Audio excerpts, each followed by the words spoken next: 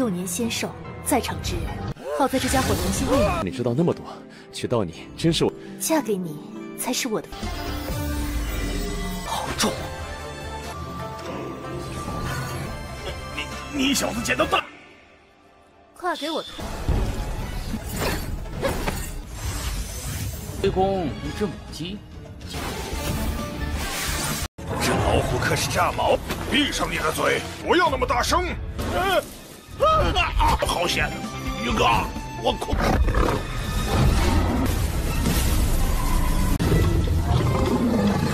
小胡子，天下名娘子。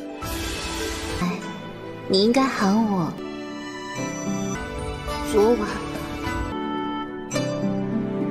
这声音是小弟。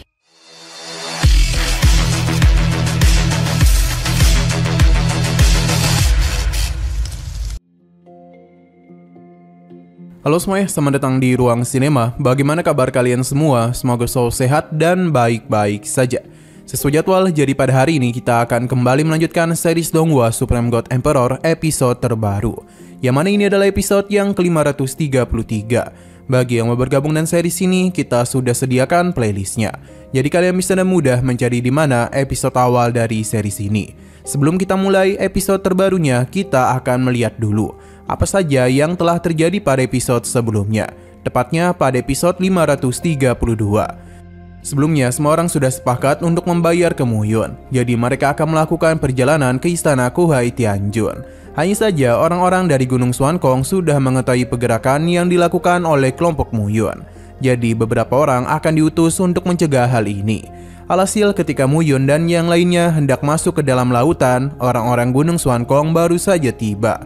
Tapi tanpa mereka ketahui, Muyun sudah lebih dahulu mengetahui rencana busuk itu. Tanpa pikir panjang, penyerangan langsung saja dilakukan, yang mengakibatkan orang-orang itu meninggoy. Setelah masalah ini selesai, barulah mereka memasuki istana, di mana Yui sudah tidak sabar untuk masuk. Baru saja gerbang terbuka, Yui langsung membawa kelompoknya, sedangkan Muyun memilih untuk menunggu. Pasalnya di dalam sana terdapat sebuah bahaya. Alhasil ketika suara teriakan Yui terdengar, barulah mereka masuk. Sekarang kita akan melanjutkan episode terbarunya. Amukan dari monster penjaga istana sangatlah menakutkan. Bahkan tetua ini harus menjadi korban dari keganasannya. Yui menjadi semakin murka, pasalnya binatang itu sudah sangat berani melakukan penyerangan kepada muridnya, yang mencoba untuk melakukan penyerangan lagi. Namun sayang sekali monster ini memancarkan kekuatan yang sangat menakutkan. Itu bahkan mampu mengganggu kelompok Muyun bersama yang lainnya. Yiku penasaran apa yang akan gurunya lakukan. Karena bagaimanapun monster ini sepertinya berada di tingkat abadi. Tidak ada di antara mereka yang dapat menghabisi monster tersebut. Bisa terlihat dengan jelas kalau para tetua dari 4 dunia kecil dibuat tidak berdaya di hadapan monster itu. Namun Shuiling menyadari kalau monster ini tidaklah bermaksud untuk menghabisi mereka. Mendengar perkataan istrinya membuat Yiku terpukau sebab ia tidaklah tahu kalau pengetahuannya sangatlah luas. Alhasil mereka berdua pun kembali bermesraan. Ia juga senang karena dapat menikahi Yiku. 6年仙寿在场之人，好在这家伙良心未泯。你知道那么多，娶到你真是我。嫁给你才是我的。 Muyun yang melihat ada sebuah celah meminta kelompoknya untuk mengikuti dirinya, di mana ada sebuah batu yang tersegel. Muyun yang tahu tentang batu itu pun segera membuka formasi dan membuat mereka masuk ke dalam sebuah portal. Hal ini juga diikuti oleh kelompok Moufan dan juga orang-orang dari 4 dunia kecil. Di dalam sana kembali terbuka sebuah celah ruang. Muyun bersama yang lainnya masing-masing memilih satu celah ruang. Saat itulah Muyun tiba di sebuah ruangan yang menarik perhatiannya. Agui pun dia keluarkan untuk mencari tahu tentang tulisan pada plat batu itu, yang ternyata merupakan jirah kura-kura emas. Agui meyakini kalau seharusnya ini adalah ruangan harta karun, tapi anehnya tidak ada panggung batu di tempat itu. Muyun mulai berpikir kalau plat batu ini merupakan harta karun itu sendiri. Agui memuji apa yang dia pikirkan, sebab jirah emas terbuat dari cangkang kura-kura yang terdapat bagian tengah jirah Suanu. Jika Muyun menggunakannya, maka pertahanan fisiknya akan jauh meningkat. Selain itu, jirah ini juga bisa menahan serangan 2 tingkat di atas kemampuan Muyun. Harta ini sangatlah penting baginya, karena kedepannya perjalanan berat sudah menanti dirinya. Muyun yakin kalau harta itu dilindungi oleh formasi yang kuat. Jadi karena itulah dia akan melakukan pengecekan dulu. Benar saja sebuah formasi besar pun menanti Muyun, di mana dia harus menyelesaikan semuanya. 难道这石台本身就是宝塔？如果这石台就是金甲， 自身2重境界的攻击， 区区连环阵符， Karena dam gitulah batu ini baru bisa dirinya buka. Sesaat kemudian Muyun dibawa ke sebuah tempat yang dipenuhi oleh serabut-serabut aneh. Muyun harus menyelesaikan ini demi bisa menarik kekuatan jirah kura-kura emas. Tidaklah butuh waktu lama baginya untuk dapat menyelesaikan hal tersebut. Dan sesaat kemudian plat batu pun menghilang dan muncullah sebuah jirah emas. Tanpa berlama-lama lagi, Muyun langsung saja mengenakan jirah tersebut.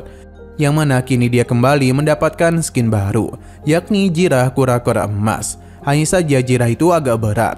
Ini sangatlah wajar karena terbuat dari cangkang kura-kura yang memiliki kualitas terbaik.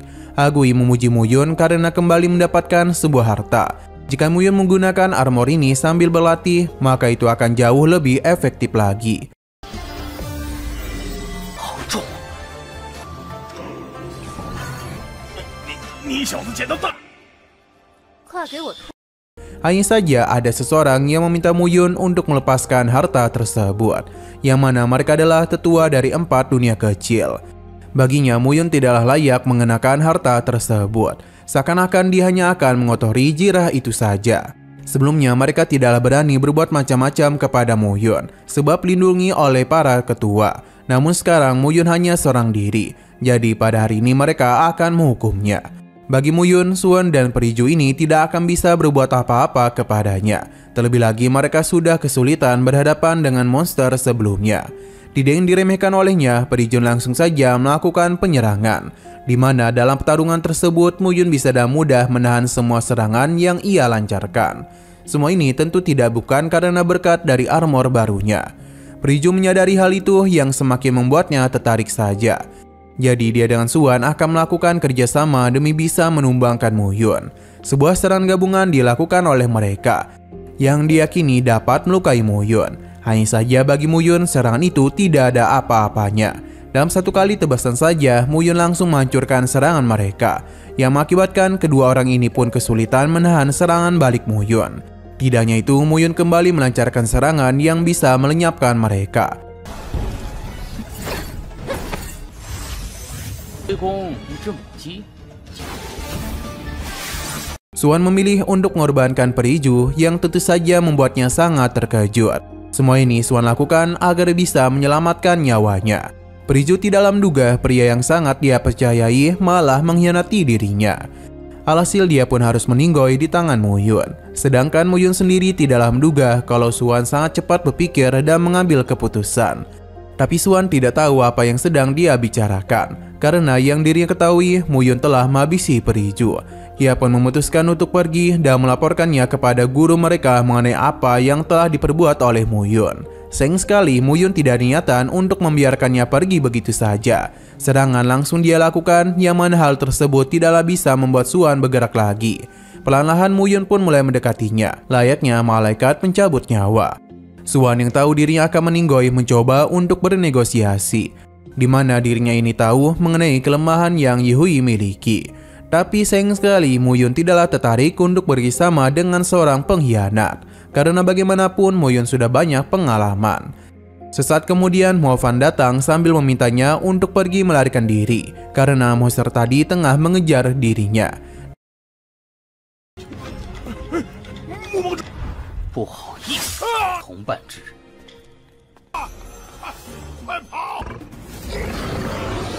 Mo Fan telah membawa binatang monster ini ke hadapan Muyun. Untung saja binatang itu tidak langsung melakukan penyerangan dan memilih untuk bermain dengan mayat Periju. Tetua ini penasaran bagaimana cara Muyun dalam mengalahkan dua tetua.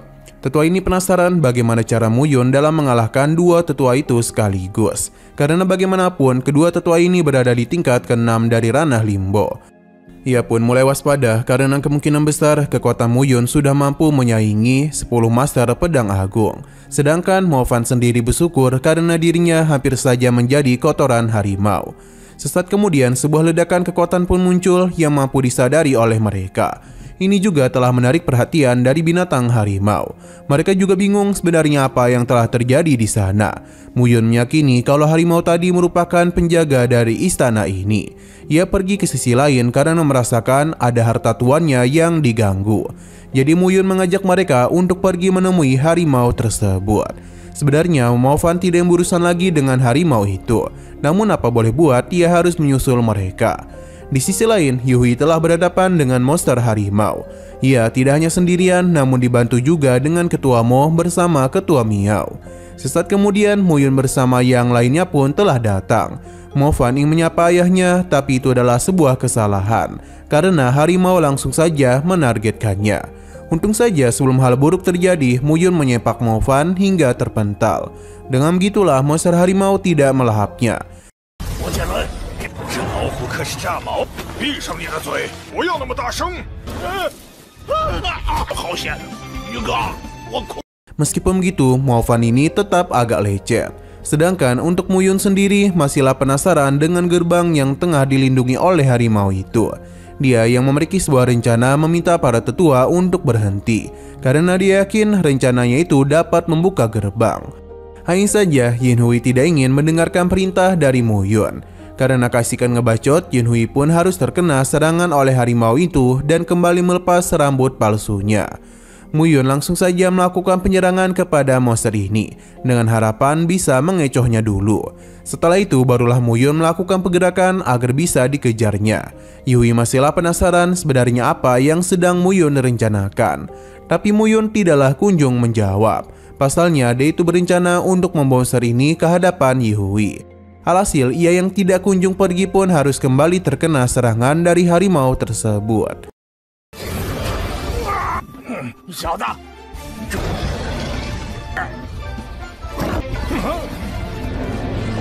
Muyun masihlah belum berhenti dan kembali mengajak harimau itu untuk mengikutinya. Tidak lupa Muyun melakukan penyerangan kepadanya agar bisa membuat harimau itu semakin marah. Inilah yang ditunggu-tunggu oleh Muyun karena serangan yang harimau itu miliki dirinya butuhkan untuk bisa menghancurkan formasi pelindung. Berkat rencana cerdiknya itulah formasi ini pun hancur dan membuat gerbang terbuka. Monster harimau tiba-tiba saja pingsan. Muyun langsung saja mengajak semua orang untuk memasuki gerbang ini. Tidak lupa dirinya juga memberikan ejekan kepada Yuhui karena sejak tadi dirinya teruslah ngebacot. Muyun pun telah dibawa ke sebuah tempat yang benar-benar indah.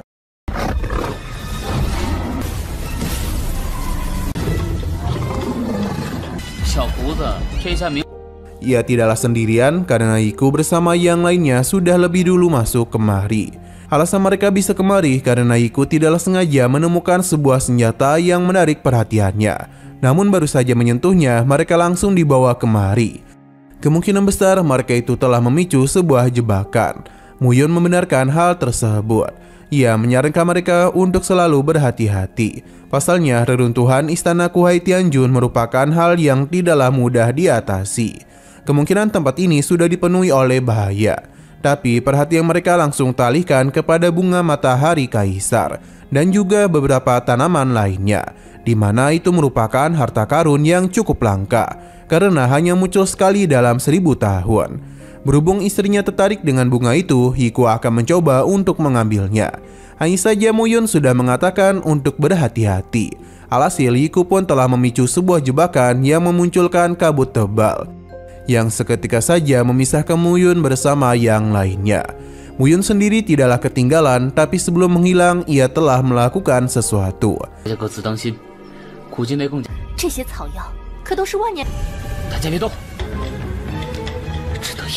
Sesaat kemudian Muyun telah sadar di sebuah tempat yang tidak begitu asing baginya.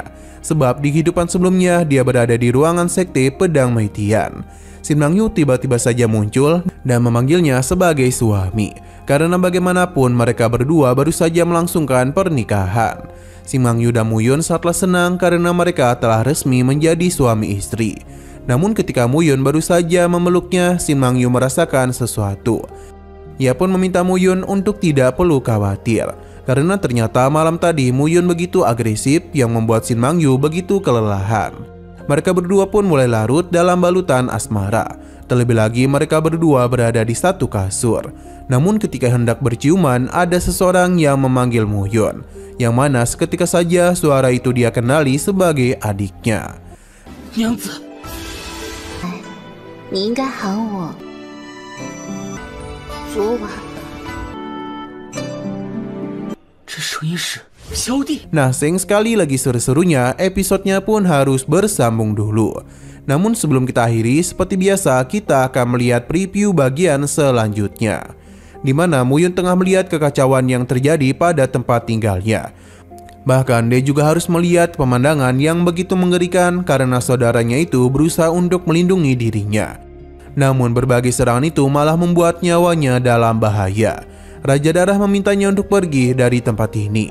Namun Muyun tidaklah dapat melakukan hal itu. Pasalnya ia seakan-akan tidak mampu menggunakan kekuatannya. Ketika Muyun hendak dihabisi, si Mangyu pun mengorbankan nyawa untuk dapat melindungi suaminya.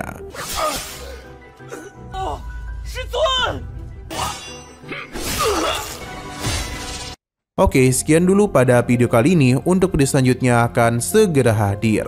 Jadi bagi kalian yang ingin mengikuti series ini, langsung saja klik subscribe dan aktifkan loncengnya.